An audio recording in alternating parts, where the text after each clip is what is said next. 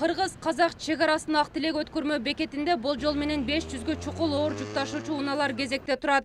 6 суткага чейин өтө албай турган ишкерлер жүктөп бараткан товарларынын жарактан чыгып калуусунан кооптонушууда. Анткени 25 тоннага чейин жашылча жемиштер жүктөлгөн унаалар тез арада өз дарегине жетпесе, ишкерлер олуттуу чыгашага кириптер болобуз дешет. Турганыбызга 4 күн болду. Холодильник күнү түнү иштейт. Күнүнө 70 литрден солярка кетип атат.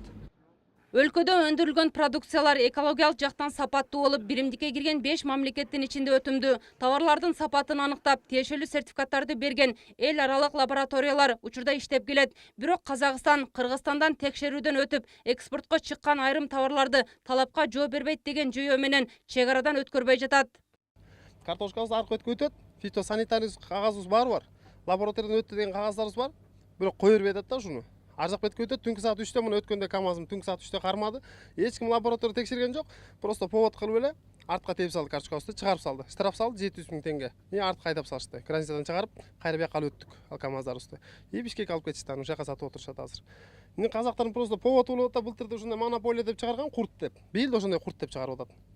Эч ким текшерип аткан жок. Түн ичинде мисалы ошо картошканын ушу таза эмеспи? Текшерген жок, просто эле повод кылып чыгарып атат. Бул сыяктуу чек ара көйгөйүнөн жабыр тарткан ишкерлер арбын. Анткени коңшу тарап курамында зыяндуу химикаттар бар деген жүйө менен азырынча картошканы өткөрүүгө чектөө киргизди. Чек ара маселесинен жабыр тарткан ишкерлерди колдоо максатында акыйкатчы алардын чыгымдарын биримдиктин шартына жараша төлөп берүү керектигин сунуштайт. Кыргыз өкмөтү жоопкерчиликти мойнуна алыш керек. Анткени бул жерде жөнөкөй жарандардын, фермерлердин, ишкерлердин, бизнесмендердин ошол укуктары бузулуп атат. Алар маңдай тери менен тапкан акчалары, кредит алып жумшаган каражаттарынын баардыгы акталбай, кыйналып турган убагы. Ошондуктан муну өкмөт баягы форс-мажордук абал деп коебуз.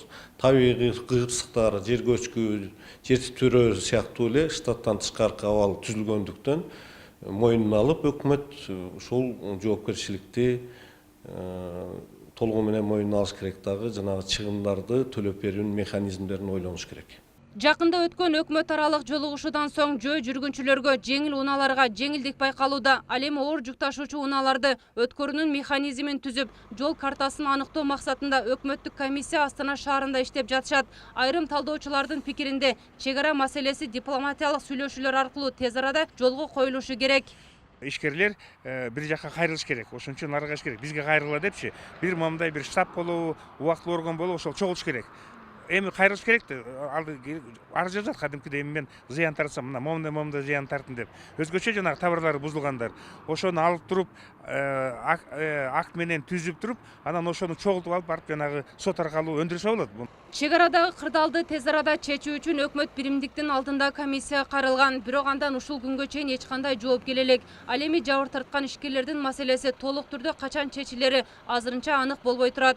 Ак Тилек өткөрмө бекетиндеги оор жүк ташуучу унаалардын саны бүгүн 500гө жакындады. Ар бир саат сайын 6 фура өткөрүлүп, айрымдары бул жерде 6 суткадан бери кезек күтүшүүдө.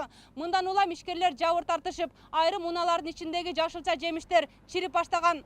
Гүлзара Бакаева, Рустам Алымбаев, Ынтымак, Чүй облусу.